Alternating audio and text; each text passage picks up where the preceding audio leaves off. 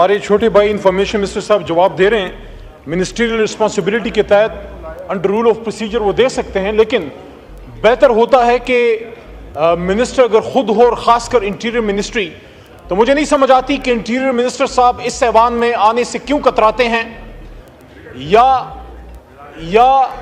वो उस SHO साहब की तलाश में है जिसके बारे में उन्होंने कहा था कि सारी जो टेररिज्म का इशू है वज़ीरिस्तान में SHO की मार है। तो क्या ये मौजूदा जो हुकूमत है वो अपने इंटीरियर मिनिस्टर साहब के इसके बयान के पीछे खड़ी है जो गैर संजीदा बयान है, या फिर आप अपना कोई इंटीरियर मिनिस्टर लगाएं अगर आपको इजाज़त मिल सकती है अपना इंटीरियर मिनिस्टर लगाने की, और अगर नहीं लगा सकते अपना तो उनको रिक्वेस्ट करें जो पीछे हैं कि कोई बेहतर बंदा भेज दें। बहुत शुक्रिया जी। अतात आरसा। आज सर बड़ा एक मुबारक दिन है। महंगाई की कमी का जो वादा इस कौम से किया गया था, आज स्टेट बैंक ऑफ पाकिस्तान की तरफ से जो फिगर इशू किए गए हैं, 3 साल में पहली मर्तबा महंगाई सिंगल डिजिट्स में आ गई है सर। आज 9.6 पे उसको क्लॉक किया गया है।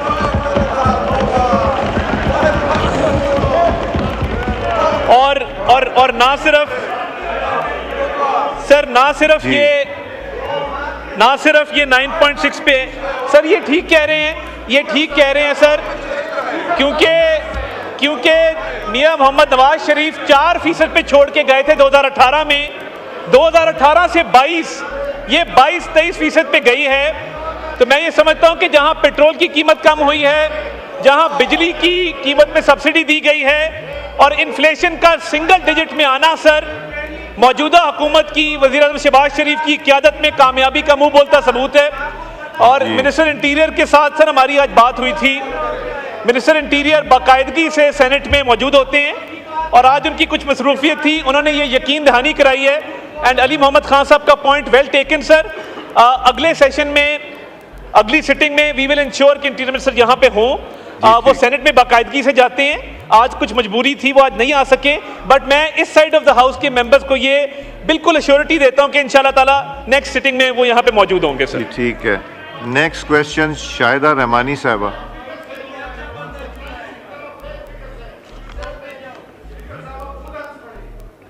Mic on. बहुत शुक्रिया स्पीकर साहब।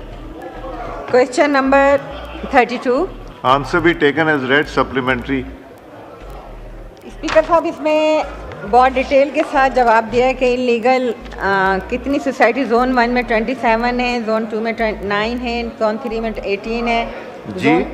मैं एक सवाल करना चाहती हूँ सप्लीमेंट्री कि जब इस्लामाबाद का मास्टर प्लान बनाया गया तो क्या उस वक्त ये इलीगल सोसाइटीज़ इसमें शामिल थी या उसको बाद में शामिल किया गया, और अगर नहीं तो फिर ये किसकी परमिशन से इतनी सारी इलीगल सोसाइटीज़ जो हैं, और जो एग्रीकल्चर का आपकी लैंड थी वो इसकी वजह से कितना नुकसान हुआ, तो उसके बारे में भी डिटेल नहीं दी। लेकिन मैं ये पूछना चाहती हूँ कि क्या मास्टर प्लान पे इम्प्लीमेंटेशन हुई और क्यों नहीं हुई जी। अतात आरसा।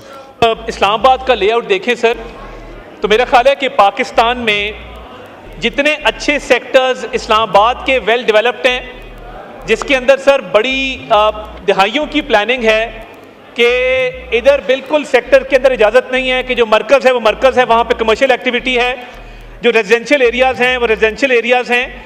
तो सर अगर आप बाकी प्रोविंसेस से कंपेयर करें, किसी भी आप सिटी से कंपेयर करें, तो आई थिंक इस्लामाबाद कैपिटल के अंदर सर प्लानिंग सबसे बेहतर हुई है।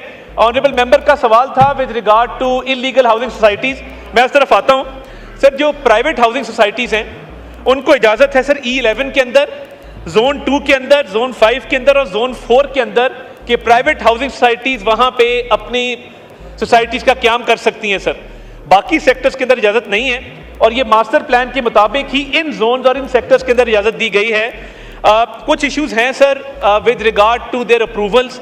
जो सोसाइटी CDA से अपना अप्रूवल नहीं लेती, कानून के मुताबिक उनके खिलाफ कार्रवाई की जाती है, उनको सील किया जाता है, उनके दफ्तरों को बंद किया जाता है, और जब वो परमिशन ले लेती हैं तो कानून के मुताबिक उनको ऑपरेट करने की इजाज़त दी जाती है। इस्लामाबाद के अंदर स्पेसिफाइड एरियाज़ हैं जहां पे इन हाउसिंग सोसाइटीज़ को ऑपरेट करने की इजाज़त है सर। वो सेक्टर्स मैंने आपके सामने पढ़ दिए हैं। I hope I have been able to address the honourable members question. जी। शाहिद अहमद साहब सप्लीमेंट्री। स्पीकर साहब, जब मिनिस्टर महंगाई का जिक्र कर रहे तो आप मुस्कुरा रहे थे, आपको भी ये लग रहा था कि ये जो फिगर दे रहे हैं ये सिर्फ फिगर ही है। और मेरा सवाल ये है स्पीकर साहब कि वैसे आपके घर की बिजली का बिल कितना है, मिनिस्टर को बताएं कि महंगाई कम हुई है या ज़्यादा हुई है। जी मिनिस्टर साहब। सर क्या ही अच्छा होता कि जो सब्सिडी सूबा पंजाब ने दी है अपने तरक्याती फंड में से बिजली की कीमत में, जिसका इतलाक इस्लामाबाद पर भी हुआ है सर। आप रेलेवेंट वाले का जवाब दें उस और क्वेश्चन उससे का। पहले सर फेडरल गवर्नमेंट 1 से 200 यूनिट तक दे चुकी है 50 अरब रुपया, और पंजाब ने इस्लामाबाद के लिए और अपने सूबे के लिए अपने तरक्याती फंड में से 201 से 500 यूनिट जो हैं उनकी हद तक दिया। सर मैं तो मिडिल क्लास का एक आदमी हूँ, मेरा तो 60,000 बिल आया वो मैंने अदा कर दिया है। तो मैं ये समझता हूँ कि जिस तरीके से इसको पोलिटिसाइज किया गया बिजली के इशू को, क्या ये अच्छा होता कि जो टिम्बर माफिया, टोबैको माफिया वहां पे ऑपरेट करता है उनसे भी कुछ पैसे लेके उनकी तरक्याती स्कीमें रोक के तो बिजली की मद में दे देते सर। जी नेक्स्ट क्वेश्चन सैयद शाह अहद अली शाह साहब। Syed Shah not present. नुज़रत सादिक साहबा नेक्स्ट क्वेश्चन। शुक्रिया जनाब speaker. Question number 34। Answer be taken as read supplementary. जी मैं ऑनरेबल मिनिस्टर साहब से, उन्होंने जवाब तो दिया कि स्ट्रिंजेंट उन्होंने मेजर्स लिए हैं जिसकी वजह से फॉइल किया गया है अटेम्प्ट्स को, और रीज़न्स भी बताए हैं कि क्यों ये हुआ है। पर मेरा एक कंसर्न इसमें था जहाँ पे इन्होंने कहा है सी पार्ट में कि पाकिस्तान ने साइन किया है agreement on transfer of offenders with kingdom of Saudi Arabia, but इसमें बहुत हमने देखा है कि टाइम लग जाता है, और वहाँ से आने में जो हमारे जो प्रिजनर्स हैं वहाँ पे, या उनका एक तो अभी आए हैं जो 21 साल के बाद अपनी सज़ा पूरी करके, और वो कहते हैं वो बेगुनाह थे। तो इस तरह के मेजर्स किस तरह वो ले रहे हैं, और लॉयर्स को लीगल एड उनको प्रोवाइड करने के लिए क्या स्टेप्स लिए जा रहे हैं, ये मेरा सवाल। जी अता तौर साहब। सर ऑनरेबल मेंबर साहिबा के सवाल के हवाले से जो हमारे फॉरेन मिशन हैं सर उनको ये बाकायदा ताकीद कर दी गई है, और स्पेशली जो सऊदी अरेबिया में हमारा फॉरेन मिशन है उन्हें ये कहा गया है कि एक इसका स्टॉक टेक ज़रूर कर लिया जाए कि जो ऑफेंडर्स वहाँ मौजूद हैं और जिनकी सीरियस ऑफेंसेस नहीं हैं या जो फ़ाइन पे करने की कैपेबिलिटी नहीं रखते, तो उस हवाले से सर फॉरेन ऑफिस जो है वो एडिक्वेट अरेंजमेंट्स कर रहा है, और अगर कोई स्पेसिफिक इस हवाले से केस ऑनरेबल मेंबर साहिबा के नोटिस में आता है तो उसमें हम फैसिलिटेट करने को तैयार हैं। जी मीर शबीर अली बजरानी साहब सप्लीमेंट्री। सर वो मेरा क्वेश्चन प्रीवियस जो क्वेश्चन था उस पर था, वो तो आपने नेक्स्ट क्वेश्चन ले लिया था। अच्छा ठीक है जी। नेक्स्ट क्वेश्चन सैयद रफ़ीउल्लाह साहब। सैयद रफ़ीउल्लाह साहब नॉट प्रेजेंट। सैयद शाह अहद अली शाह साहब not present. Doctor Shazia Sobia Soomro साहिबा। Doctor Shazia Sobia not present.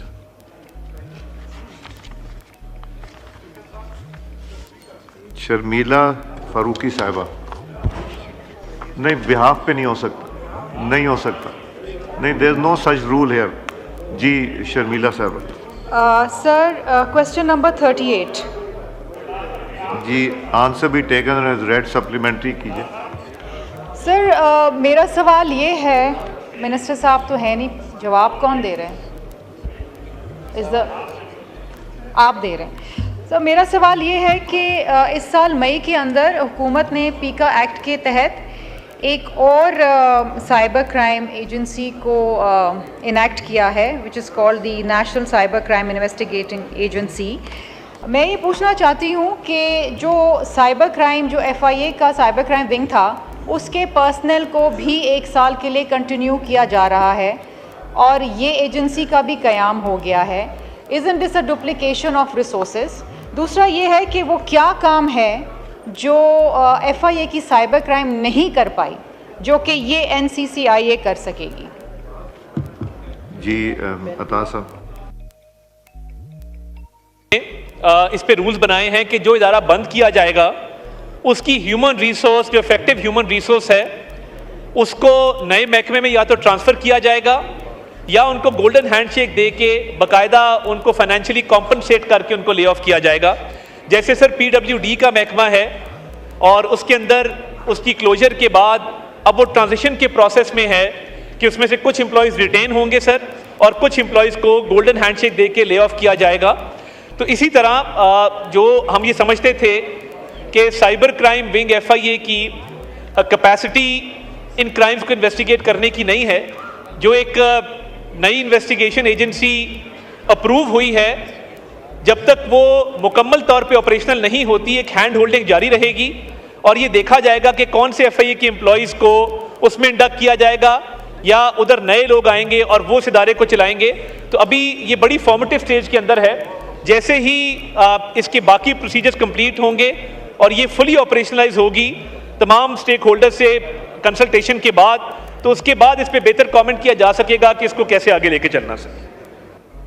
Ji supplementary सरदार नबील गबोल साहब।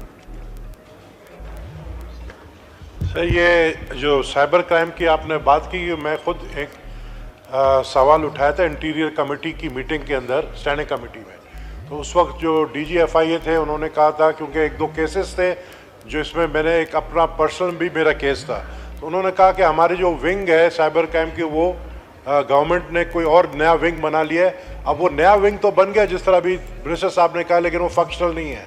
तो अब वो जो पुराना विंग है वो कन्फ्यूजन का शिकार है कि वो पुराना विंग काम करेगा या नए के इंतजार में हो, जब तक साइबर क्राइम के हजारों केसेस जो है वहां पर पड़े हुए हैं जिनके ऊपर कोई कार्रवाई अभी तक अमल में नहीं आई है। तो जो पुराने पड़े हुए हैं, मिनिस्टर साहब श्योर कराएं कि जो पुराने पड़े हुए उनके ऊपर तो कार्रवाई होनी चाहिए। जी अता साहब का बड़ा पर्टिनेंट क्वेश्चन है और बड़ी पर्टिनेंट ऑब्जर्वेशन है कि जो पेंडिंग केसेस हैं सर, पेंडिंग प्रोसिक्यूशन और पेंडिंग ट्रायल और pending investigation for that matter, उनको बंद नहीं किया जाएगा। वो लीगली वैलिड केसेस हैं, वो ट्रांसफ़र होंगे और जैसे ट्रांजिशन का मरहला शुरू होगा तो देखा जाएगा कि कौन से केसेस ट्रांसफ़र होने हैं और कौन से केसेस वहीं पे इन्वेस्टिगेट होंगे। तो रेस्ट अश्योर्ड कोई केस इस वजह से ड्रॉप नहीं होगा कि वो नई जो इन्वेस्टिगेटिंग एजेंसी है उसने अपना काम करना है। Thank you sir. जी नेक्स्ट क्वेश्चन सहर कामरान साहिबा।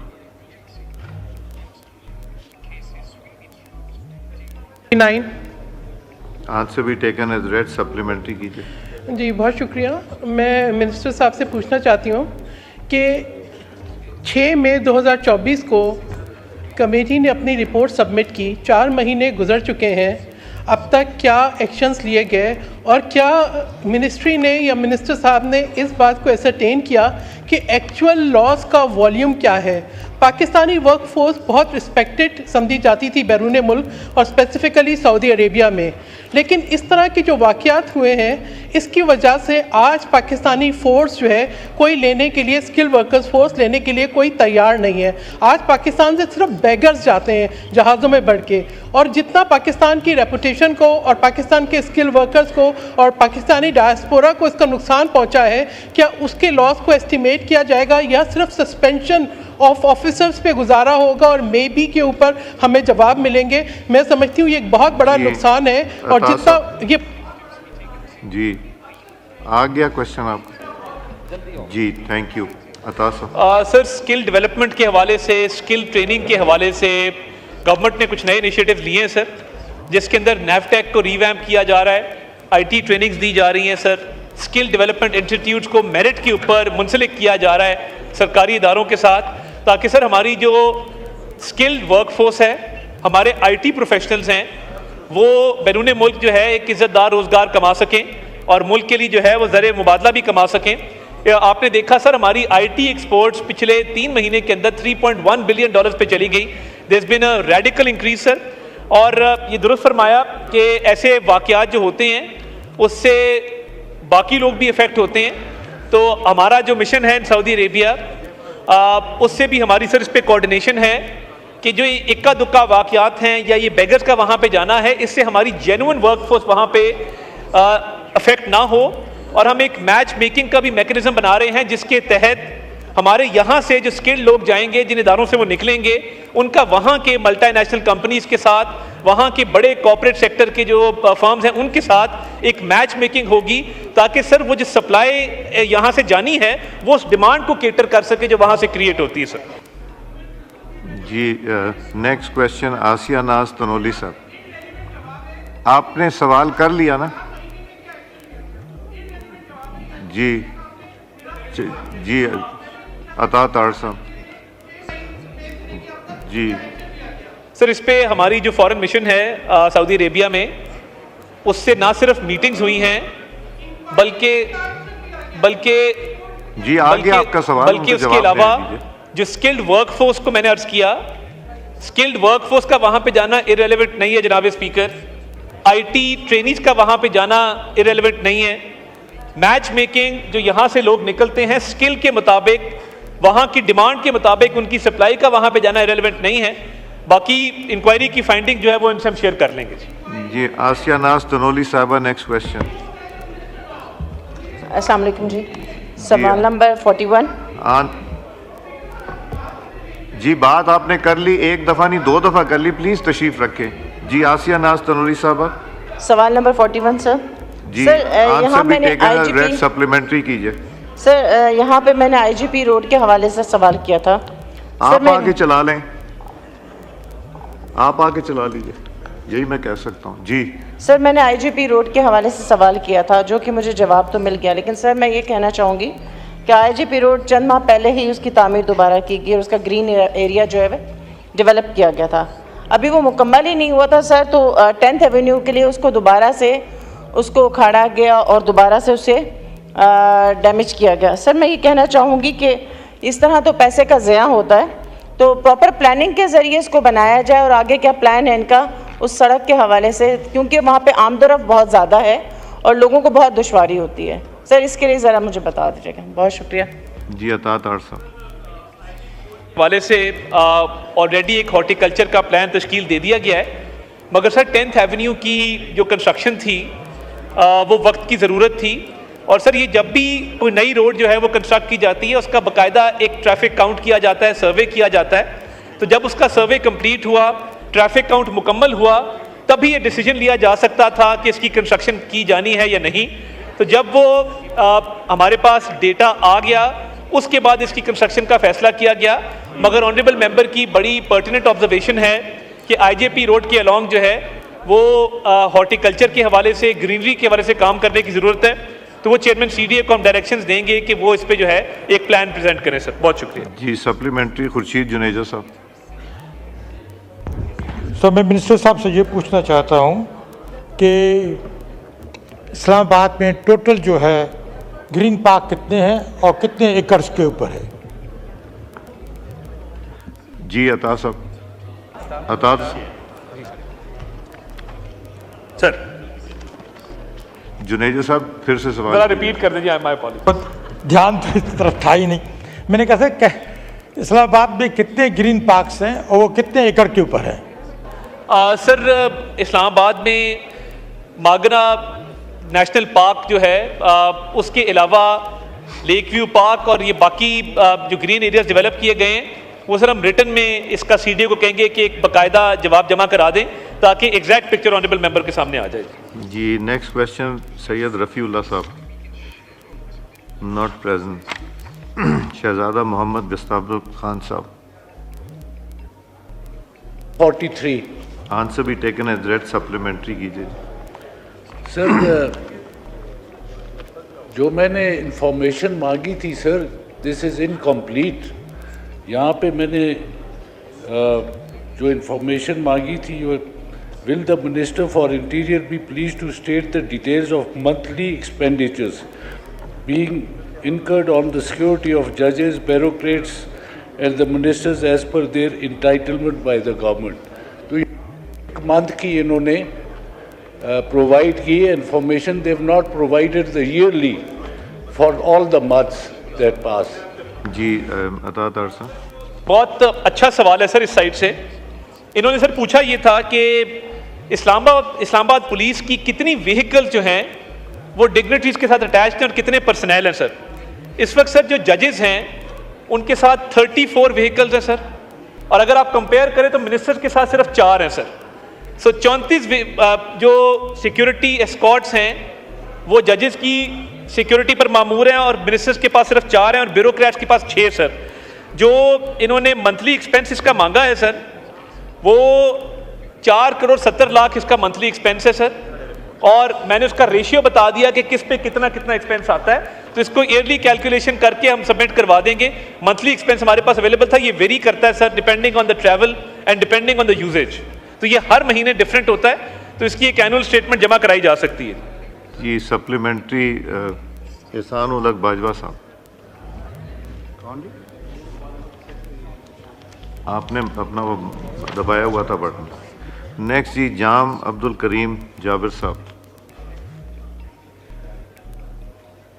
जाम अब्दुल करीम जाबिर साहब नॉट प्रेजेंट। आलिया कामरान साहबा। जी मोहतरम, क्वेश्चन नंबर 45।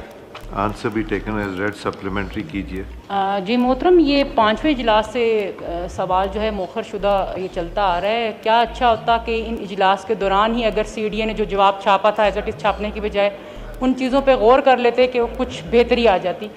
मोहतरम, रज़ा रबानी साहब के दौर के अंदर हमारे पार्लियामेंट हाउस के आहता जो लान का है उसमें एक फाउंटेन लगाया गया था। सर, उसकी मोटरें बाहर फेंक दी गई हैं, चलना तो दूर की बात है, और वो जंगशुदा हो गई हैं और बिल्कुल बहुत बुरी हालत है। और मैं इस चीज़ पे हैरान हूँ कि शायद उसको इन दिनों के अंदर ठीक ही कर लिया जाता, लेकिन कोई तवज्जो नहीं दी गई।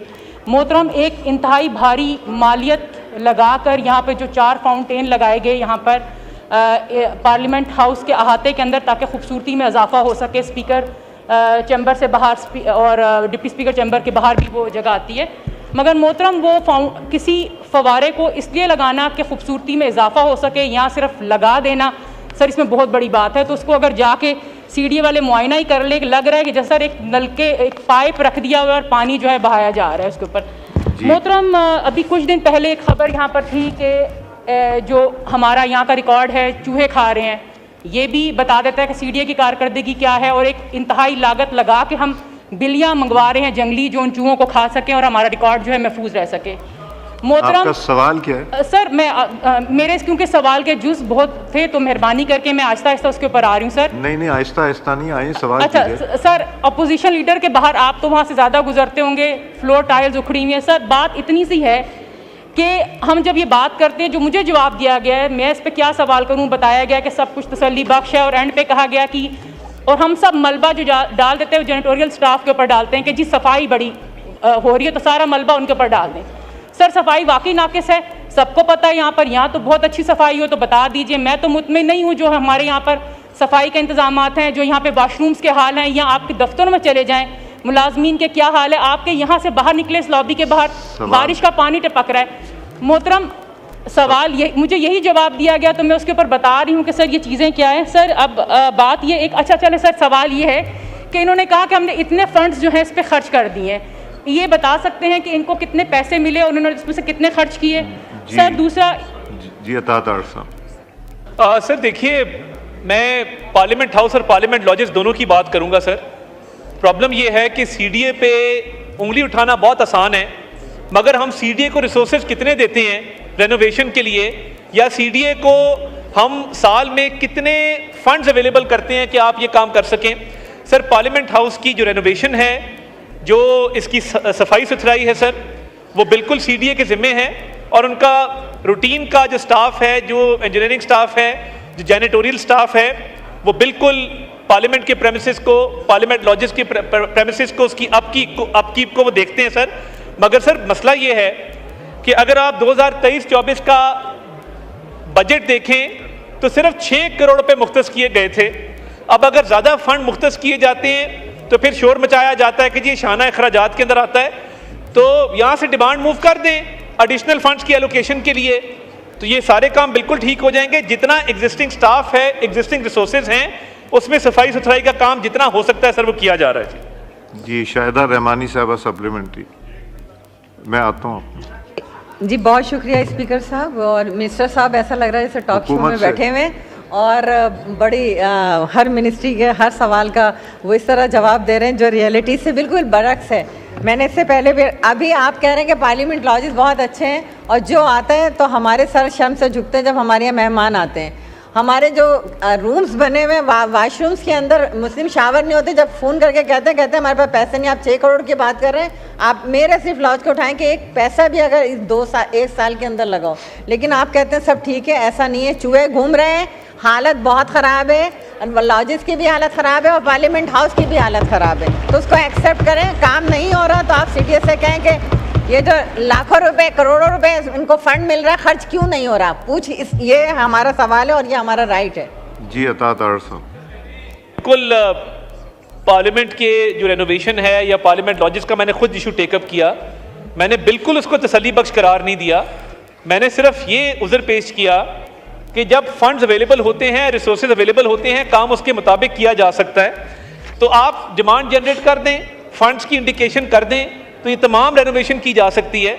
मगर क्या इस वक्त ये मुमकिन होगा कि जब एक्सपेंडिचर को कट डाउन किया जा रहा है, अगर पूरा हाउस इस पे एग्री करता है, सर आप एक कमेटी फॉर्म कर दें और पार्लियामेंट लॉजिस की हालत को ये बिल्कुल ठीक कह रही हैं, कोई मेहमान आए या कोई भी शख्स आए तो वहाँ की जो हालत है इतनी मखदूश है कि वो एम्बैरसमेंट होती है। लगता ही नहीं है कि ये पाकिस्तान की नेशनल पार्लियामेंट के ये लॉजिस हैं। तो मैं ये समझता हूँ सर उनकी अपकीप के लिए अगर कोई एक आप कमेटी तश्कील दे दें और इस पे इस साइड से भी मेंबर्स आ जाएं, सारे इस पे एग्री करेंगे, तो आई थिंक सर ये बड़ा एक नेकी का काम होगा कि ये काम सर आपके दौर में हो जाएगा। जी सप्लीमेंट्री डॉक्टर निसार साहब। जी thank you mister speaker sir. Sir मैं मिनिस्टर साहब की तवज्जो चाहूँगा, क्योंकि मिनिस्टर साहब ने पार्लियामेंट हाउस के साथ पार्लियामेंट लॉजिस को खुद ही इन्होंने ऐड कर लिया। लास्ट सेशन में सर जब यहाँ से मैं गया हूँ तो मैं जब अपने लॉज में एंटर हुआ हूँ तो जो मेरा बेडरूम था, मास्टर बेड, उसकी छत पे से पूरा वो पानी आकर एयर कंडीशंस और वो सारा उसमें जो है स्विचेस में पानी चला गया। वो मेरे सामने सेनेटर ताहिर खलील संधू साहब रहते हैं, अल्लाह उनका भला करे, वो दौड़े आए और उन्होंने आकर मुझे कहा कि आपने किसी स्विच को हाथ नहीं लगाना। मैंने कहा क्या? उन्होंने कहा जी ये सेम कंडीशन मेरे लॉज में हुई है, पानी अंदर आया है और पानी अंदर आने के बाद मेरे मुलाजिम ने एयर कंडीशन का स्विच ऑफ करना चाहा और वो करंट लगने से जो है वो काफ़ी मतलब कि परेशान हुआ। तो ये लॉजिस की जो हालात हैं, मेरा ख्याल है कि सर मिनिस्टर साहब को, आपको और ये सर सारी पिक्चर्स मैंने बना के डिप्टी स्पीकर साहब के फ़ोन पर डायरेक्ट उन्हें उसी वक्त भेजी भी, लेकिन अभी तक सर किसी ने आकर हमसे ये नहीं पूछा कि आपके हालात क्या हैं। तो मैं समझता हूँ कि सर जो आपके पार्लियामेंट लॉजिस की जो आपकी CDA की टीम है, उनकी इनएफिशिएंसी की वजह से सर बहुत ज़्यादा नुकसानात हो रहे हैं, सफाई का कोई बेहतर निज़ाम नहीं है और इस तरह के जो छतों से टपकना, पानी टपकना, ये आम रूटीन का हिस्सा बन गया है। तो मैं मिनिस्टर साहब की तवज्जो चाहूँगा। अता साहब की जगह मैं जवाब दे देता हूँ। देखिए एक हमारा इशू ये है कि मैं जब 2002 में आया था तो तब भी पार्लियामेंट लॉजिस का मसला चल रहा था। आप जानते हैं, आप भी तब थे यहाँ पे। ये ख़त्म नहीं हो सकता जब तक इसको आउटसोर्स नहीं करेंगे। ये हाउस एंड बिजनेस लाइब्रेरी की कमेटी जो है उस पर काम कर रही है, इसको आउटसोर्स करें। हमारे असद कैसर साहब भी इस चीज़ से गुजर चुके हैं, राजा साहब भी, और मैं भी गुजर चुका हूँ पहले भी और अब भी। आउटसोर्स करें, जो बजट मिलता है उसमें 80 to 90% बजट तनख्वाहों में चला जाता है और तनख्वाहों के बाद हमें रह नहीं जाता रिपेयर मेंटेनेंस। आपकी जो ख़राबी होती है उसके लिए हमें बार बार फ़ोन करना पड़ रहा है। तो ये मेरा ख्याल है ये डिप्टी स्पीकर साहब ने इसको टेकअप किया हुआ है और मैं उनसे ये रिक्वेस्ट करूँगा जल्द से जल्द इसको आउटसोर्स करें। वो जो टोटल फंड है उसमें मेरा ख्याल है ये 50% से भी कम वहाँ पे जाएगा और बाकी हम इसको वापस रिपेयर मेंटेनेंस पे लगाएंगे और आउटसोर्स करें। ये नहीं चल सकता और पार्लियामेंट को भी मेरा ख्याल है आउटसोर्स करेंगे। ये वहाँ लाइब्रेरी कमेटी में कीजिएगा। ये सब मेंबरान को प्रॉब्लम है, ये ऑलरेडी रेफर्ड है जी, ऑलरेडी रेफर्ड है। नेक्स्ट क्वेश्चन शर्मिला फारूकी साहिबा। ये रेफर्ड है, सबको प्रॉब्लम है जी। नहीं वो कर लेंगे, कमेटी में जाने दीजिए जी। सर मेरी गुजारिश आपसे भी होगी और मिनिस्टर साहब से भी होगी। नहीं, question number sir question number 46 answer भी टेकन एज रेड, सप्लीमेंट्री कीजिए। सर मेरा सवाल मिनिस्टर साहब से ये है कि अनफॉर्चुनेटली ये जो crime against women and children है ये बढ़ता ही चला जा रहा है।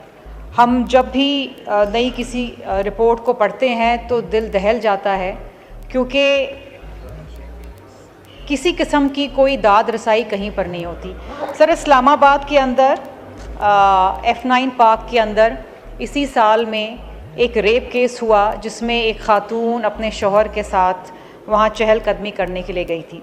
सर इसी इस्लामाबाद में नूर मुकद्दम का भी केस हुआ, उसकी भी दाद रसाई अभी तक इंतज़ार ही कर रहे हैं कि मुल्ज़िम को फांसी चढ़े। सर मैं ये सवाल मिनिस्टर साहब से पूछना चाहती हूँ कि ये जो एक बड़ा जेनरिक सा इन्होंने जवाब दिया है कि जी 140 cases have been reported during this period और इसमें से चालान दाखिल हो गए हैं। मेरा सवाल ये है कि इन केसेस को परस्यू करने के लिए किसी किस्म के बाहर से कोई वकला रखें या वही सरकारी लोग इनको परस्यू कर रहे हैं, क्योंकि conviction rate in Pakistan is only 3%। और सर एक NGO है साहिल जो सर ये बड़ा इंपॉर्टेंट है because this pertains to our women and children. जी question every 2 hours a woman is being raped in Pakistan and on an average 12 children on an average daily on a daily basis 12 बच्चे इस मुल्क के अंदर sexually abuse होते हैं। Sir ये generic से जवाब जो है ना अब नहीं चलेंगे, इसके ऊपर मिनिस्टर साहब बताएं कि किस किस्म की कोई इमरजेंसी सिचुएशन डिक्लेयर करें कि ये जो crime against women and children है इसको ख़त्म किया जाए। जी अतात अरसा।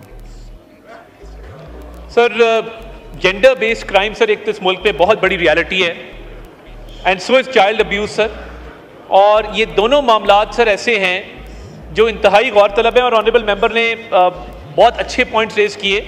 इस हवाले से सर F9 पार्क के जो मुल्ज़िमान थे ना सिर्फ वो टाइमली पकड़े गए, उनको एप्रीहेंड किया गया, उनके खिलाफ केस चलाया गया, बल्कि उसके अलावा F9 पार्क के अंदर भी एडिक्वेट अरेंजमेंट्स किए गए हैं लाइटिंग के हवाले से और वहाँ पे सिक्योरिटी डिप्लॉयमेंट के हवाले से।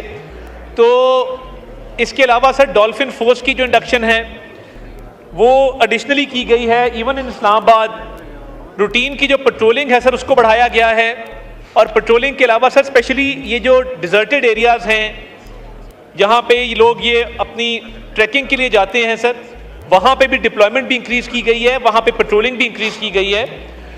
इस हवाले से सर ऑलरेडी एक कमेटी जो जेंडर बेस्ड वायलेंस को देखती है, उसके साथ साथ वो चाइल्ड अब्यूज़ को देखती है, सूबों के साथ भी उनका राब्ता है, because sir this crime is on the rise और इसके ख़िलाफ़ जो है वो इस्लामाबाद पुलिस पूरी तरह मुतहरिक है।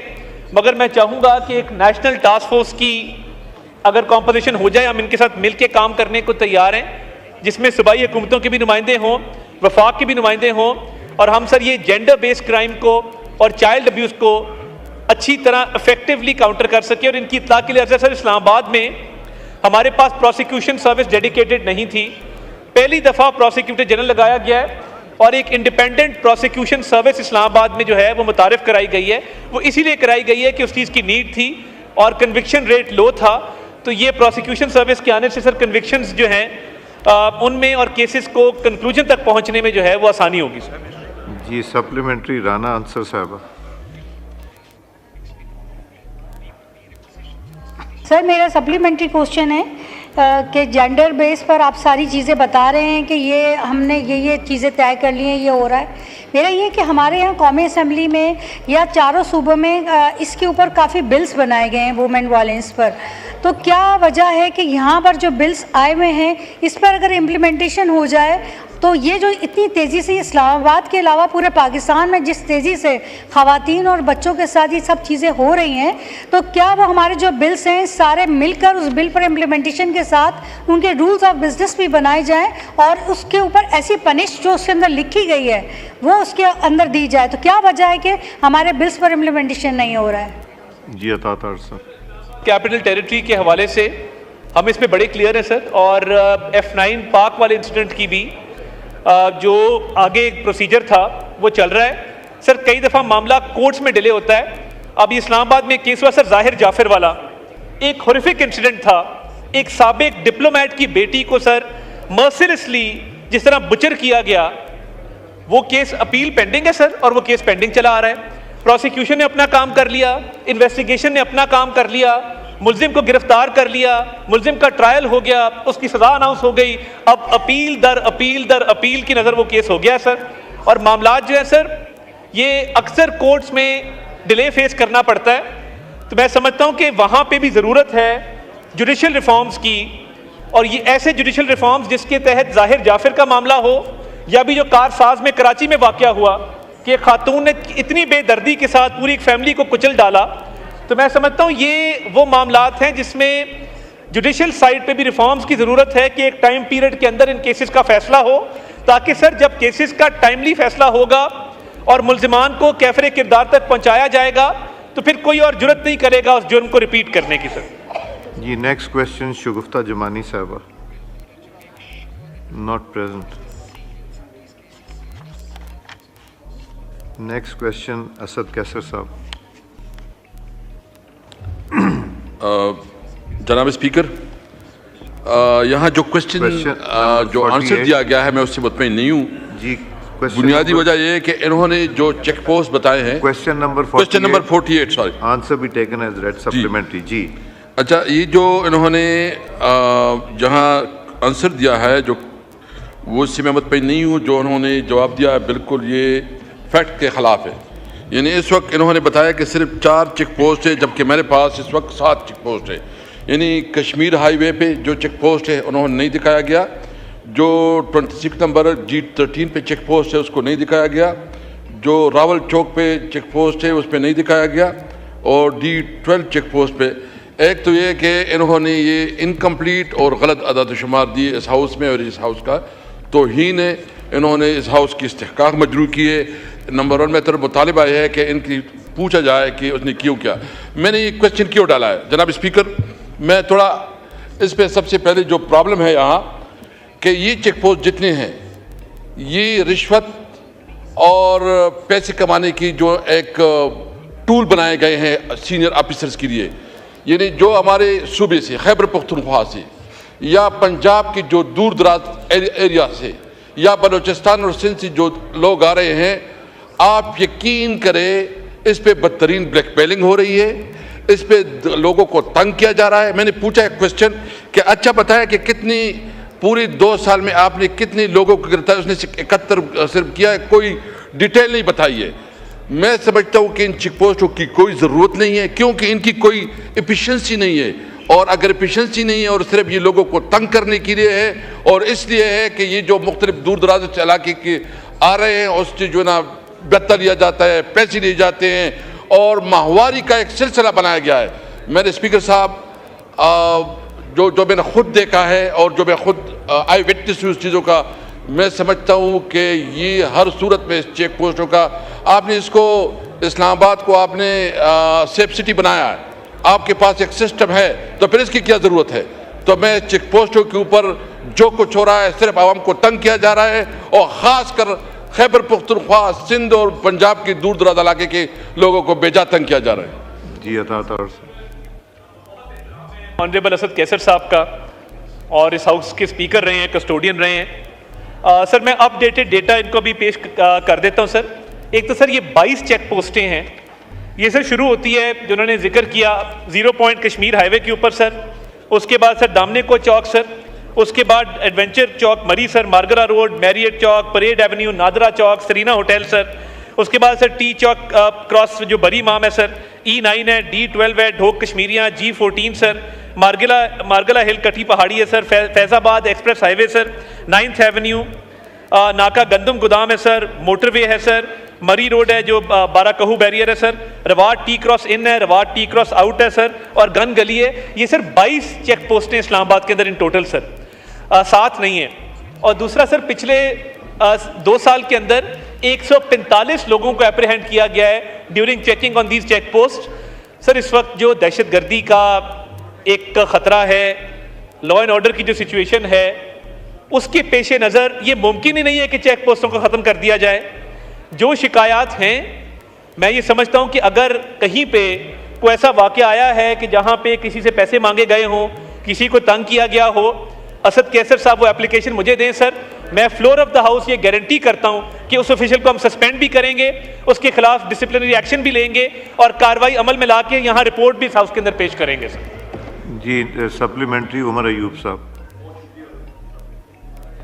बहुत शुक्रिया जनाब स्पीकर। Supplementary question number 48। मौसूफ मिनिस्टर साहब क्या ये हाउस को इन्फॉर्म करना बताएंगे कि चेक पोस्ट का मकसद होता है जराइम को कम करना और जराइम पेश लोगों को पकड़ना, क्या शाहराम खान तरक्की साहब जो यहाँ पे इस हाउस के मेंबर हैं, इनके चाचा के घर पे पुलिस का रेड हुआ और पुलिस के ऊपर ही FIR हुई, उसका क्या बना? नंबर 1। और नंबर 2, जनाब स्पीकर, क्या ये बताना चाहेंगे कि जिस वक्त में ये 1.5-2 साल में, पौने 2 साल में, जिस वक्त पाकिस्तान तहरीक इंसाफ के लोगों के घरों के ऊपर रेड्स हो रहे होते थे और ये चेक पोस्ट अनमैन्ड होती थी, तो इस दौरान जराइम जो है वो बढ़े हैं या कम हुए हैं, उसका डेटा भी हाउस को बताएं। बहुत शुक्रिया जी। मुझे नहीं लगता कि सर चेक पोस्ट की नफरी को कहा जाता है कि जाके छापे मारो। सर मैं सिर्फ इनकी इतला के लिए अर्ज है कि जो नफरी छापों के लिए रवाना की जाती है वो थाना में बाकायदा रजिस्टर रवानगी होता है सर, उसके तहत रवाना की जाती है। ये नहीं होता कि चेक पोस्ट पे 4 बंदे खड़े तो उन्हें कहते हैं यार क्या कर रहे हो, फारे को जाके तरकई साहब के घर पे तो छापा मार के आओ। तो सर ये बेसिक इन्फॉर्मेशन है। ये इनके दादा सदर रहे हैं इस मुल्क के, इनके वालिद स्पीकर रहे हैं इस हाउस के, इतने बड़े बड़े उहदों पे ये रहे हैं। अगर इनको ये नहीं पता कि चेक पोस्टों को छापों के लिए इस्तेमाल नहीं किया जाता तो फिर इनकी अकल पे भी मातम है सर। और मैं समझता हूँ कि ये बड़ा अफसोसनाक है कि इनको बेसिक फैक्ट्स का नहीं पता sir. I am at a loss of words sir. जी उमर अयूब साहब। जनाब स्पीकर, जिस वक्त किसी वजीर के पास दलील नहीं होती तो ये इस तरह की बात करते हैं। बदकिस्मती के साथ बात यह है कि इन्होंने उस क्वेश्चन का आंसर नहीं दिया कि जब ये कहते हैं कि चेक पोस्ट से अल्लाहु अकबर, अल्लाहु अकबर, अल्लाहु अकबर, अल्लाहु अकबर, अशहदु अल्ला इलाहा इल्लल्लाह,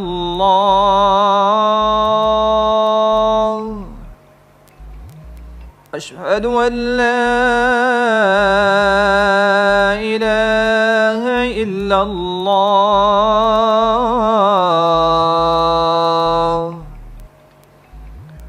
अशहदु अन्ना मुहम्मदर रसूलुल्लाह,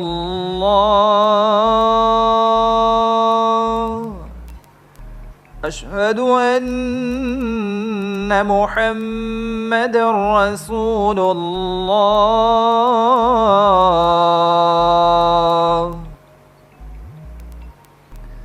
हय्या अला सलाह,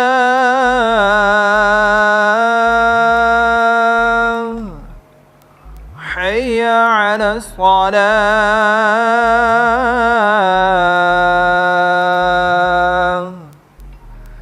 हय्या अलल फलाह,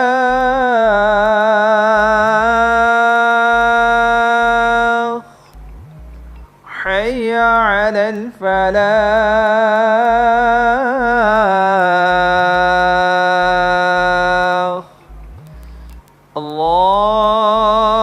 अल्लाहु अकबर, अल्लाहु अकबर, ला इलाहा इल्लल्लाह।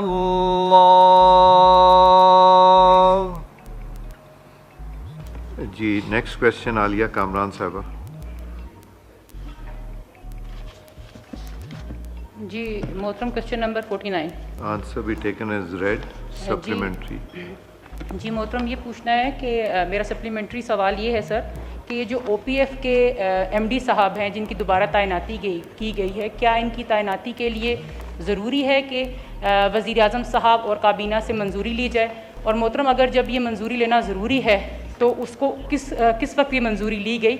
और अगर ये बग़ैर मंजूरी के इनको तैनात कर दिया गया तो क्या किस तरह से ये बग़ैर उनकी मंजूरी के तैनात किया जा सकते हैं MD साहब को? जी पार्लियामेंट्री सेक्रेटरी एहसान उल हक बाजवा साहब।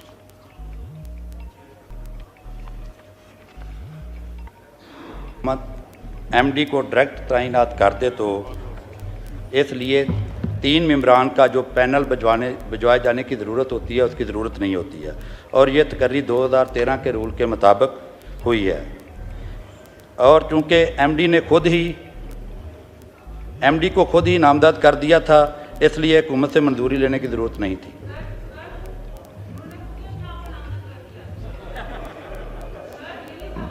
बाजवा साहब वो जो सवाल उन्होंने किया है कि एमडी साहब किस तरह हुए, ये कैबिनेट में प्राइम मिनिस्टर साहब के पास जाने की क्या ज़रूरत पड़ी, वो आप कह रहे हैं कि उन्होंने खुद नामजद कर दिया अपने आप? वो नहीं सर, असल में तरीक़ाकार क्या होता है कि 3 मेंबरान का पैनल भिजवाया जाता है, उसमें से एक आदमी को नामजद करना होता है। लेकिन वफाकी हुकूमत जब डायरेक्ट किसी एमडी को नामजद कर दे तो उसके लिए फिर मंजूरी लेने की ज़रूरत नहीं होती जी। और ये तकर्री 2013 के रूल्स के मुताबिक हुई है।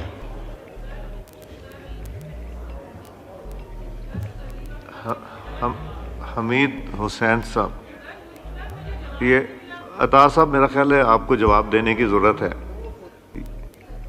ये आलिया साहब आप सवाल कीजिए फिर से। है क्योंकि सर एक सेकंड जी, क्वेश्चन नंबर 49 जी। मैं दोबारा सवाल करूं? जी प्लीज। सर मेरा सवाल ये है, असल में सर मैं इनकी ज़रा बयान कर दूं हाउस के और आपकी नॉलेज के लिए भी। सर ये एमडी साहब जो हैं ये दोबारा तैनात हुए हैं। अब जैसा वो फरमा रहे हैं और वाकई ऐसे ही हुआ है, उन्होंने खुद तैनाती कर ली है। सर ये पहले एमडी रह चुके हैं, एक तो सवाल ये भी बनता है कि क्या जो पहले रह चुके हैं वो दोबारा एमडी बन सकते हैं?